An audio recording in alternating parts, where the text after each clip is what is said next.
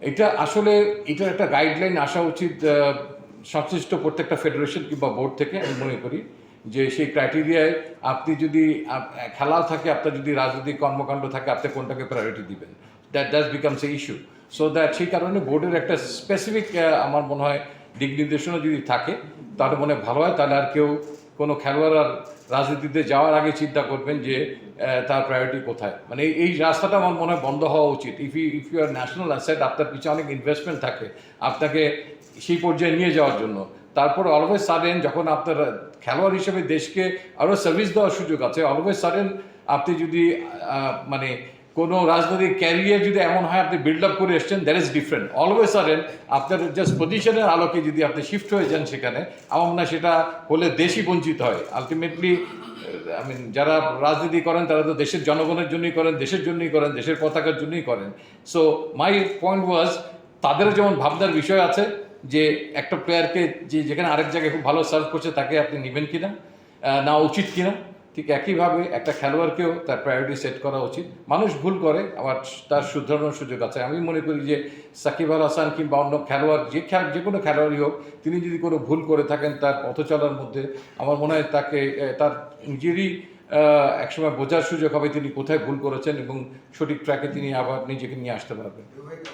আর social মিডিয়ার কথা আপনি বলেছেন, সোশ্যাল মিডিয়ার একটা ইম্প্যাক্ট তো থাকেই। সেই ইম্প্যাক্টের সময় আমি তো আর খেলোয়াড় না, আমার ক্যারেক্টার থেকে আমার সিলেকশন প্রসেসের মধ্যে দিয়ে আমরা যে ন্যাশনাল প্যানেল আমরা আছি তাদেরকে দেখাতে হবে। আমাদের তো একটা ছক আছে, ছকের মধ্যে থেকে আমাদেরকে হিসাব করতে হবে। এখন কে কত বড় স্ট্যাটাস, যদি কেউ অনেক বেশি একটা স্ট্যাটাসও দিয়ে থাকতো, আমি সেদিকে ক্রাইটেরিয়া হয়তো তার সিলেকশনের জন্য, সার্টলি নট। তার এক্ষেত্রে তার মেধাটা, ক্রিকেটীয় মেধাটাই সবচেয়ে আগে থাকতো। আমি মনে হয় তুমি বলেছি যে তিনি 8টা যে টেস্ট ম্যাচ হবে আপ টু, যেটা আমরা ওয়েস্ট ইন্ডিজ দিয়ে শেষ করবো ডিসেম্বরে, সবগুলোতে তিনি অ্যাভেলেবেল থাকবেন এবং তিনি নিয়মিতভাবেই প্র্যাকটিস সেশনে আসবেন। হ্যাঁ, এখানে যেন প্র্যাকটিস সেশনে সবারই প্রত্যেকটা খেলোয়াড়, বিদেশি কর্মকর্তার নিরাপত্তা একটা ইস্যু থাকে। দ্যাট ইজ ডেফিনেটলি বর্তমান পরিস্থিতির আলোকে সেটাকে তো দেশকে এনশিওর করতে হবে, because Shakib Al Hasan is definitely top player বাংলাদেশে। এখানে হয়তো আপনাদের অনেকেই আমাকে ফোন করেছেন, প্রশ্ন করেছেন যে সিলেকশনের ক্ষেত্রে আমরাও সিলেক্টররা ভেবেছি অনেক অনেক ইস্যু ছিল, বিকজ তিনি একজন রাজনৈতিক ব্যক্তিত্ব ছিল বিসাইড প্লেয়ার। তো আমরা সেটা নিয়ে ভেবেছি, বাট তার সিলেকশনটা হচ্ছে তার খেলার মেধার উপরে। তো সেই ক্ষেত্রে আমরা যে জিনিসটি ইউজুয়ালি করি সেটাই আমরা করেছি, তার মেধার জায়গাটাকেই আমরা সমুন্নত রেখেছি। প্রত্যেকটা প্লেয়ারের ক্ষেত্রেই এটা হয়, তো সেটাকে বিবেচনা করি তিনি দলে আছেন এবং আগামীতেও আমি মনে করি যদি আমরা সিলেকশন প্যানেলে থাকি তো আমরা মেধাটাকেই গুরুত্ব দিব সবসময়। আর যে সংস্কারের ছোঁয়া লেগেছে, আমার বিশ্বাস যে নিশ্চয়ই এই ধরনের কিছু প্রসেস ঠিক করা হবে যে কেউ জাতীয় দলে থাকা অবস্থায় রাজনীতি করতে পারবেন কি না। এই কথাটা যেমন কালকে হয়তো সহন বলেছে, but at the same time আমার এটার সঙ্গে এডিশনালি আমি একটা বার্তা দিতে চাই, একটা বক্তব্য রাখতে চাই। সেটা হচ্ছে যে সংস্কার দুই জায়গায় হতে হবে। একটা খেলোয়াড়ের জন্য যেমন তিনি যোগদান করতে পারবেন কি পারবেন না রাজনৈতিক দলে, জাতীয় দলকে সার্ভ করার সময়, তার পাশাপাশি যে রাজনৈতিক দলগুলোর কনস্টিটিউশন কিংবা সংস্কার নিয়ে কথা বলছে এই ইন্টারিম গভর্নমেন্ট, সেখানে একটা রাজনৈতিক দলেরও কি উচিত কোনো জাতীয় দলের খেলোয়াড়কে দলের টেনে নেওয়া তার রাজনীতি করার জন্য? তারা তো জনগণের জন্যই কাজ করে, দেশের জন্যই ভাবে। So it's not a one way traffic, you can't blame a player only, you should blame as well the political parties as well. আমি ভবিষ্যতের ব্যাপারে আমি আমার বক্তব্য দিলাম, হয়তো আমার চিন্তা ভাবনাটা আমি একটু শেয়ার করলাম। না, বরঞ্চ আমার কাছে যেটা মনে হয়, হ্যাঁ আমাদের সঙ্গে যেহেতু দলটা ফাইনালি অ্যাপ্রুভ করতো প্রেসিডেন্ট সাহেব, অনেক সময় ক্লারিফিকেশন যেত, সেটা চেতেই পারে, সেটা আমরা সেখানে ব্যাখ্যা দিতাম। আর এছাড়া আমার মনে হয় যে প্রেসিডেন্ট সাহেবেরও এমন কোনো প্রভাব আমি অন্তত এসে ফিল করিনি। অ্যান্ড সেকেন্ডলি আমার এই পরিপ্রেক্ষিতে আপনাদের কাছে একটা কথা আছে, সেটা হচ্ছে মিডিয়াতে আমি অনেক সময় দেখি ওই ধরনের নিউজ বরঞ্চ আমাকে বিড়ম্বনায় ফেলে। আমার অনেক ফোন কল আসে আমার কাছে যে দল নিয়ে বিসিবি ভাবছেন।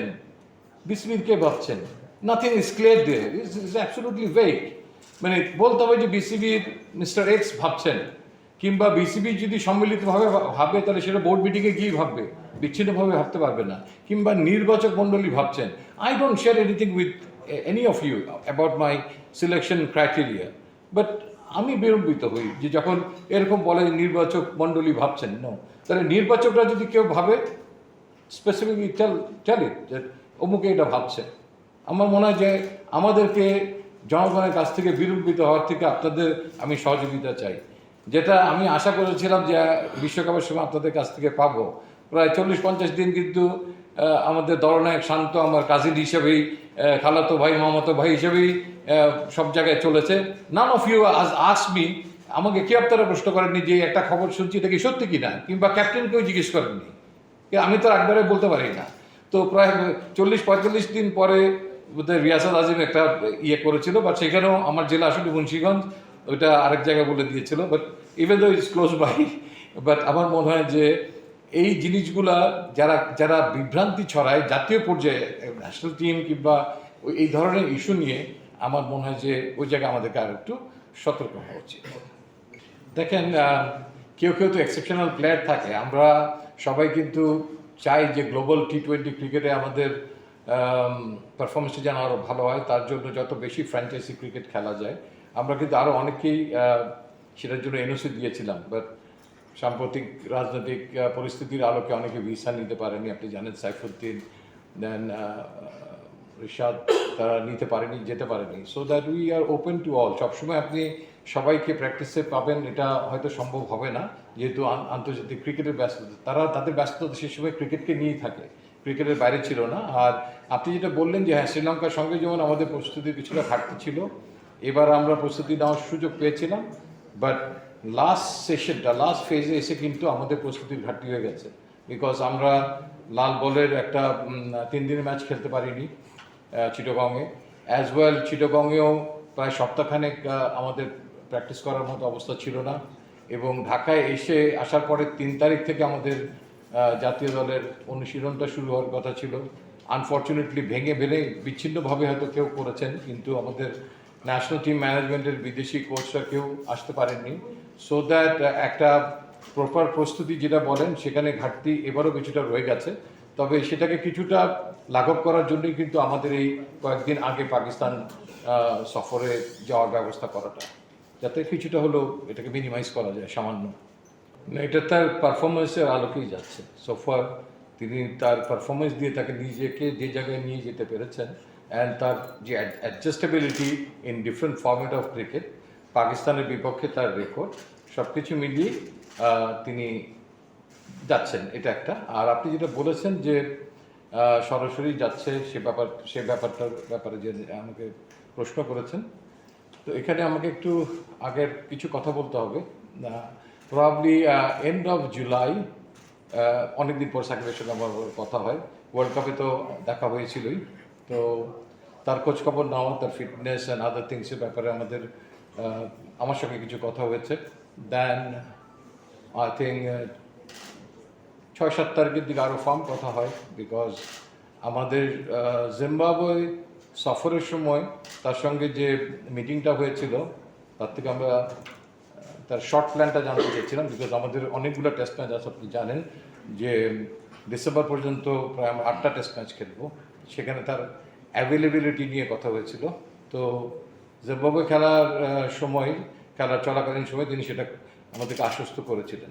তো উদ্ভূত পরিস্থিতির আলোকে আমাকে এটা আবার রিক্যাপ করতে হয়েছে, এবং এটা শুধু ফোন নয়, ফোনের পাশাপাশি প্রপার ইমেল কমিউনিকেশন হয়েছে তার সঙ্গে। তিনি অ্যাভেলেবেল থাকবেন কিনা সেই উত্তরটা জানা, এবং অ্যাভেলেবিলিটির পাশাপাশি প্রত্যেকটা সিরিজের আগে আমাদের যে প্র্যাকটিস সেশন হবে, সেই প্র্যাকটিস সেশনগুলোতে তিনি অ্যাভেলেবেল থাকবেন কিনা সেটাও আমাদের জানার একটা বিষয় ছিল। এটা একটা সিলেকশন ক্রাইটেরিয়ার একটা প্রসেস হিসাবেই আমরা এটাকে ধরেছি। এবং তখন আমাদের হয়তো যাওয়ার কথা ছিল আরেকটু পরে। তো সেই আলোকে 11 তারিখ যদি তার খেলা শেষ হয়, তিনি কবে নাগাদ যেতে পারেন সেই ব্যাপারগুলো আমরা আলোচনা করেছি। এবং এখন দল যেহেতু আগেই চলে যাচ্ছে, তো সেই আলোকে তিনি সম্ভবত 14 তারিখ অথবা 15 তারিখ এটা লজিস্টিক দেখছে, তো সেখানে দলের সঙ্গে গিয়ে যোগ দিবেন। আপনি ভাবনার কথা বলেছেন, তিনি আমাদের ভাবনায় আছেন এবং তার ফেরার কথাটা যেহেতু আপনি বলেছেন, তিনি কিন্তু এই টিমের হয়ে এখন পাকিস্তানে অবস্থান করছেন এবং তিনি দুটো লঙ্গর ভার্সন ক্রিকেট অংশগ্রহণ করছেন। এখানে আপনি একসঙ্গে তো মিড লর্ডের তার জায়গা তো নেই, আপনি তাহলে আমাকে একটা কথা বলেন যেখানে আমি কাকে বাদ দিতে পারতাম। এটা আমি আপনাকে প্রশ্ন করলাম। মুমিনুল আছে, সাকিব আল হাসান আছে, মুশফিকুর রহিম আছে, লিটন দাস আছে। So that unfortunately 17 member team করলে হয়তো তাকে আমি রাখতে পারতাম, বাট আমার মনে হয়েছে যে টিমে রাখার থেকে তিনি যদি এই টিমের হয়ে আরও পরিপক্ক হন, তাহলে যে কোনো সময় তিনি আরেকজন খেলোয়াড়কে রিপ্লেস করতে পারবেন। আপনি সিওকে জিজ্ঞেস করলে উনি আরও ভালো বলতে পারবেন, বাট আমি জানি যে এটা বর্তমানে স্পোর্টস মিনিস্ট্রি ব্যাপারে অবহিত আছেন এবং তাদের থেকে নিশ্চয়ই আমাদের প্রধান নির্বাহী কোনো দিক নির্দেশনা পেয়েছেন। দল নির্বাচনী প্রক্রিয়া নিয়ে প্রশ্নটা ছিল, সেটা হলো যে আপনি বললেন যে মানে মিডিয়া, সোশ্যাল মিডিয়া এগুলো কোনো না কোনোভাবে ইম্প্যাক্ট ফেলে কিনা, বোর্ড ইম্প্যাক্ট। চ্যালেঞ্জ হচ্ছে ভালো খেলা। টেস্ট আপনি একটা ডিপার্টমেন্টে ভালো করে জিততে পারবেন না, সো দ্যাট আপনার ব্যাটিং বোলিং দুই জায়গাতেই আমরা যথেষ্ট ভারসাম্য রাখার চেষ্টা করেছি। এখানে অপশনস অনেক আছে, so that as well catching is also important. আমাদের দেখেছি স্লিপস ক্যাচিংয়ে স্টিল আমরা ইমপ্রুভ করলেও আরও ইমপ্রুভ করার সুযোগ আছে। সে মানে নতুন বলে সেই জায়গাগুলোতেই যায়, নতুন বলে আমাদের একটা আলাদা স্ট্রেংথ আছে। But Rawalpindi is with flat wicket, এখান থেকে ফলাফল বের করে আনাটা অনেক সময় কঠিন হয়, বাট ডিপেন্ড করে যে কোনো একটা পক্ষ যদি খারাপ ব্যাটিং করে তাহলে সেখান থেকেও ফলাফল আসতে পারে। তো আই বিলিভ যে জায়গা দিয়ে আমরা আমাদের টেস্ট ম্যাচটা শুরু করছি, রাওয়ালপিন্ডি টেস্ট দিয়ে, আমাদের ব্যাটসম্যানদের যে ব্যাটিংয়ের কিছুটা ঘাটতি ছিল, মানে আউট অফ ফর্ম ছিল, আস্থার কিছুটা অভাব ছিল, সেগুলো একটা রিকভার করার একটা সুযোগ আছে এই টেস্টের মাধ্যমে। তবে ভুলে গেলে চলবে না, পাকিস্তানের বোলিং অ্যাটাকটা যেটা দিকে তাকান, দলের দিকে যথেষ্ট শক্তিশালী। তো আমার মনে হয় যে আমাদের প্রত্যেকটা খেলোয়াড়ই চেষ্টা করবে যে একটা ভালো শুরু করার জন্য, এবং এই সাবকন্টিনেন্টে খেলা এটা আমি মনে করি একটা অ্যাডভান্টেজ আমাদের দলের জন্য। কন্ডিশন, উইকেট মোটামুটি কাছাকাছি। তো সেই প্রচেষ্টাটা দেখার বিষয় যে আমাদের যে আকাঙ্ক্ষা, সেই আকাঙ্ক্ষার প্রতিফলন তাদের পারফরমেন্সের মধ্যে দিয়ে কতটুকু বেরো আসে। আমি শিওর যে তারা they are very keen to perform definitely.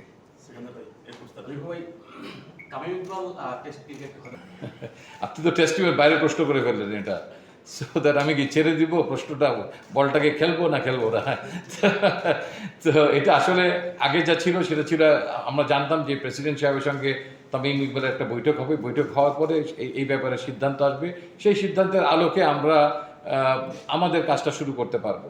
তবে আমার মনে হয় যে যেহেতু অনেক কিছুই বদলে যাচ্ছে, সো দ্যাট সেই আলোকে নিশ্চয়ই তামিম ইকবালের অ্যাটলিস্ট মতামতটা তো তার সঙ্গে কথা বলে আমার জানার ক্ষেত্রে কোনো অসুবিধাই নেই।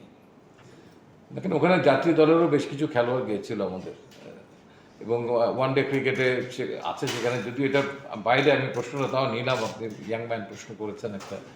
তো ইটস এ প্রসেস, মানে এইচপিটা ইটস এ প্রসেস, সেই প্রসেসের মধ্যে দিয়ে তারা হাঁটা শুরু করেছে। তাদের মধ্যে উপরে ওঠার এবং জাতীয় দলের পর্যন্ত আসার অনেকেরই অ্যাবিলিটি আছে, বাট অ্যাবিলিটিটা প্রমাণ করার ক্ষেত্রগুলোই হচ্ছে এইচপি, তারপর এই টিম, দেন জাতীয় দল। কোনো কোনো ক্ষেত্রে হয়তো এটা ব্যর্থ ঘটতে পারে কেউ যদি এক্সট্রাঅর্ডিনারি ভালো করে, তো তারা সেই প্রসেসের মধ্যে আছে। অ্যাট প্রেজেন্ট আমাদের মেডিকেল কমিটির থেকে আমি এমন কোনো দিক নির্দেশনা পাইনি যেখানে তার চোখের সমস্যার কারণে তাকে দলভুক্ত করা যাবে না। I have no message about Shakib Al Hasan. তো বিশ্বে যেখানে তাকে স্বীকার করছে is one of the best allrounder, আপনি যদি গত 25 বছরে ধরেন হিসাবেই আনেন, তাহলে স্টিল হি স্ট্যান্ডস দেয়ার। তো আমি সেই মতামতের সঙ্গে যাচ্ছি। আমি ঠিক আপনি যেটা বললেন আমি শুধু বোলিং হিসেবে ধরবো, সেই দুঃসাহস আমার নাই।